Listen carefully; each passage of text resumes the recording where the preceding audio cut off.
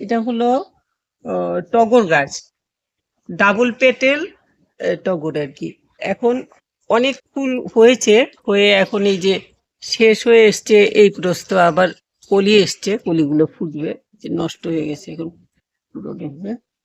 তো এই বর্ষার সময়তে সুগন্ধি ফুল যেগুলো, সেগুলোর মধ্যে কিন্তু টগর একটা খুব ভালো গন্ধের সেন্টের ফুল টগর। আর এই ডাবল পেটেল টগরগুলো বেশি করে যখন ফোটে তখন দেখতে খুব ভালো লাগে। আর গাছ করা ও খুব সহজ, লাগিয়ে রাখলে পরে এতটা যত্ন কিছুই করতে লাগে না। এগুলোতে কোনো রোগ পোকারও উপদ্রব হয় না। এগুলো আমাদের দেশীয় গাছ, যেমন খুশি হয় লাগিয়ে রাখলে আপনাদের, আমাদের ঠাকুরের পুজোতেও লাগে, বাড়িতে যেই দিকটাতে হয় গাছগুলো, সেই দিকটাতে সুন্দর সেন্ট খুব ভালো পাওয়া যায়। আর ফুলগুলো খুবই সুন্দর হয়। আমার তো শেষ হয়ে গেছে, এই প্রস্ত ফুটে শেষ হয়ে গেছে এখন আবার। তো আমি দেখাচ্ছিলাম টগর, কিন্তু আরেকটা আছে সিঙ্গেল পেটেলের। এই টগরটা ডাবল পেটেলের।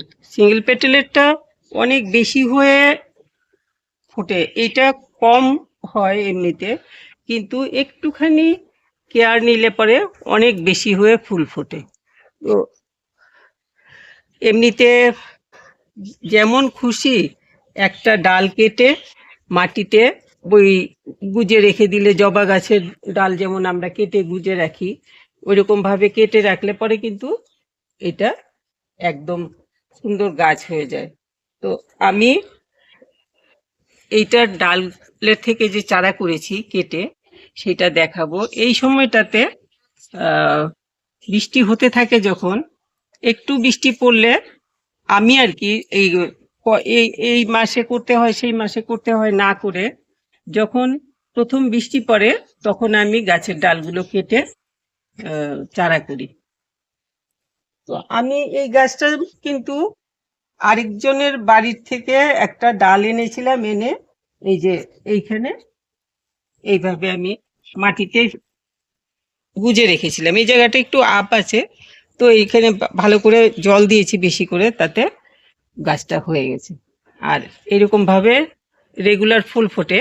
আর এই সময়টাতে, বৃষ্টির সময়টাতে, বর্ষাকালটাতে অনেক বেশি হয়ে ফুল ফোটে। তো আমি এখন আপনাদেরকে দেখাবো আমার ছাদে যে করেছি, ওই গাছে তো অনেক ফুল ফোটে। একটুখানি কতটুকু আছে আমি বলতে পারছি না আছে কি নেই, তবে দেখাচ্ছি আমি। আর টবে করতে হলে কি করতে হবে সেটাও বলে দিচ্ছি।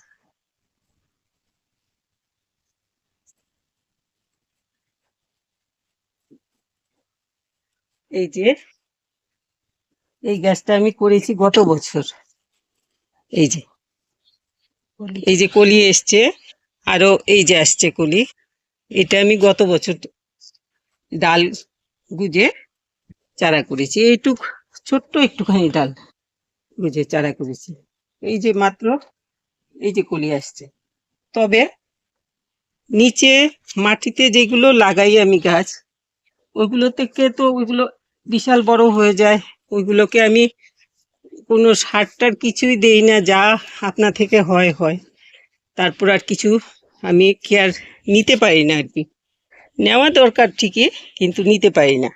কিন্তু এই গাছে, এটা এতটুক ছোট টবে আছে, নিচে ঘাস টাসও হয়ে গেছে, এগুলো পরিষ্কার করে দেওয়াও দরকার। আর কিছু খাবার দেওয়া দরকার। এই যে মাটিটাও শুকিয়ে রয়েছে, পাথর হয়ে রয়েছে, এটাকে একটু খুঁচিয়ে তারপর একটু সার দিয়ে দেওয়া দরকার। তবে এখন এই যে ফুলের কলি এসছে, বাবা একটু দম নিয়ে নি, সিঁড়ি উঠে আমি শ্বাস নিতে পারছি না।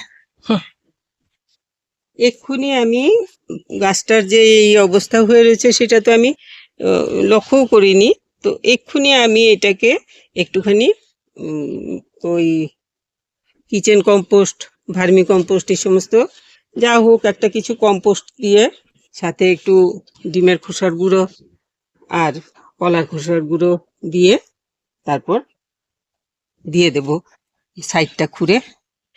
আর লিকুইড সার যেমন কি বলে এটাকে, সর্ষের খোলের জল একটুখানি কদিন পর পর, 10-15 দিন পর পর একটু একটু সর্ষের খোলের জল এই সময়টাতে দিলে ভালো হবে। তবে বৃষ্টি, এই যেমন আজকে মেঘ করেছে, বৃষ্টি আজকে হবে মনে হয়, আজকে দিয়ে কিছু লাভ নেই, আজকে দিলে তো ধুয়েই বেরিয়ে যাবে।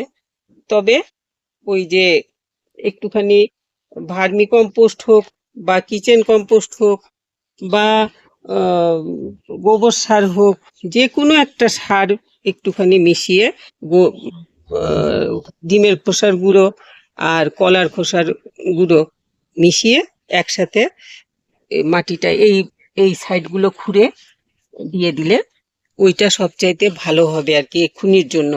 বেশি তো খোঁড়া যাবে না, কারণ গাছে কলি চলে আসছে, সব মাথাগুলোতে এই যে আসছে, সব একটা একটা করে মাথাতে কলি চলে আসছে। এখন গাছকে ডিস্টার্ব করলে ফুলগুলো ফুটতে অসুবিধা হবে। আর এই সারটারগুলো দিয়ে দিলে এক প্রস্থ ফোটার পরে আর এক প্রস্থ কলি হবে, এরকম করে হতে থাকবে। তো আমি এরপরে যখন নাকি সার টার দেবো, কিভাবে দিচ্ছি, কিভাবে কি করছি, এগুলো আপনাদেরকে দেখাবো। আর এই টগর গাছগুলোতে, এই যে ডাবল পেটেলের টগর, এগুলোতে একটা প্রবলেমই আমার গাছে আর কি আমি দেখেছি, আমার ওই বড় গাছটাতে দেখেছি, এই গাছটাতেও দেখেছি, একটাই শুধু প্রবলেম পেয়েছি, যেটা নাকি মিলিবাগের প্রবলেম হয়। তখন ওই একটুখানি কি বলে, সার্ফ হোক বা ডিটারজেন্ট, যে কোনো ডিটারজেন্ট একটু জলে গুলে বা হ্যান্ড ওয়াশ বা শ্যাম্পু একটুখানি জলে গুলে স্প্রে করে দিলে তখন মিলিবাগটা ছেড়ে যায়। আর আমার গাছগুলোতে আমি, আমার যেই ডাবল পেটেলের এই যে টগর গাছ, এগুলোতে কিন্তু আমি আর অন্য কোনো রকম রোগ পোকার উপদ্রব পাইনি। তো এইটুকের জন্য আমি এইটুকুই করি আর কি, গাছের পোকা টোকাগুলোকে তাড়ানোর জন্য। তো এই ছিল আজকের টগর গাছের কথা বললাম।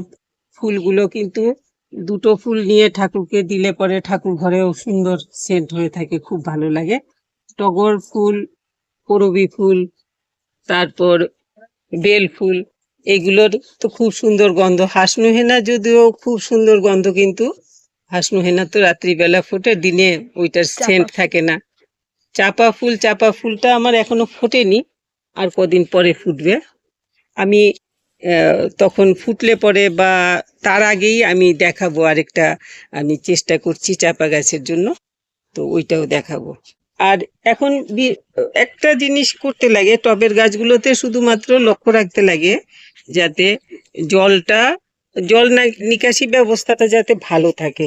এই যে গাছটা আমার এখন এইরকম চেপে রয়েছে না, কিন্তু জল দিলে জলটা বেরিয়ে যায়, জলের রাস্তাটা এখনো ঠিক আছে, একটুখানি আমি জল দিই যে জলটা আটকে থাকে না। কিন্তু আপনারা ওই জিনিসটা লক্ষ্য রাখবেন যাতে জলটা জমে না থাকে, কারণ এখন তো বৃষ্টির দিন, বৃষ্টি হয়েও জল জমে থাকতে পারে টবের গোড়াতে। যদি টবের ভেতরে জল জমে থাকে তাহলে কিন্তু গাছের শিকড়ে পচা লেগে যাবে। এই জিনিসটা কিন্তু ছাদের প্রায় সব গাছের জন্যই প্রযোজ্য আর কি, যে এই কথাটা আমরা আমি বিশেষ করে প্রায় সবগুলো ভিডিওতে বলে যাচ্ছি, বলার প্রয়োজন পড়ে না, কিন্তু যারা নতুন করেন ওনারা তো নিশ্চয়ই এত কিছু লক্ষ্য রাখতে পারবেন না। এই জন্য বলা যে জলটা যাতে স্টেগনেন্ট হয়ে না থাকে টবে, জলটা যাতে ফ্রিভাবে বেরিয়ে যায়। মাটিটা ভিজবে কিন্তু জলটা আটকে থাকবে না, আটকে থাকলে শেকড়টা পচা লেগে যাবে, তাতে নানান রকম রোগ পোকা হয়ে শেকড়ে পুরোই পচিয়ে দেবে, গাছ মেরে ফেলবে। তো এই জন্য এই জিনিসটা একটু ভালো করে দেখতে লাগবে। তো এই ছিল আজকের এই যে কি বলে এটা, ডাবল পেটেল টগর গাছের ওপরে বললাম। আপনারা এই গাছটা কিন্তু এক্ষুনি এই এতটুকু একটা ডাল কেটে যদি এই জায়গাটাতে কেটে বসিয়ে দিলে, আমি অনেক গাছের ডালই কেটে দেখাই যে এইভাবে বসিয়ে দিন, তো এইভাবে এই জায়গাটা কেটে এতটুক জায়গার ওপর থেকে কাভারটা একটু চেঁচে পরিষ্কার করে মাটিতে গুজে রাখলে, এখন যেই ওয়েদার, বৃষ্টি হচ্ছে আবার রোদ হচ্ছে, বৃষ্টি হচ্ছে রোদ হচ্ছে, একটু শেডি জায়গাতে রেখে দেবেন মাটির মধ্যে, বা একটা টবের মধ্যে আধা টব মাটি নিয়ে ওই মাটিটার মধ্যে গুজে রেখে দেবেন, তাতে কিন্তু আপনার গাছ তৈরি হয়ে যাবে। তো এই ছিল আজকের ডাবল পেটেল টগর ফুলের ওপরে বললাম। আরেকদিন আমি এইগুলোর কি করে যত্ন টত্ন নিতে লাগবে ওইগুলোর উপরে আবার সুন্দর করে ভিডিও করে দেখাবো আপনাদেরকে। তো সবাই খুব ভালো থাকবেন আর গাছ করুন। টগর গাছ এই বর্ষার দিনের একটা খুব ভালো ফুল, যেটা নাকি আমাদের এত সুন্দর সেন্ট, যেটার থেকে আমাদের মন ভালো করে,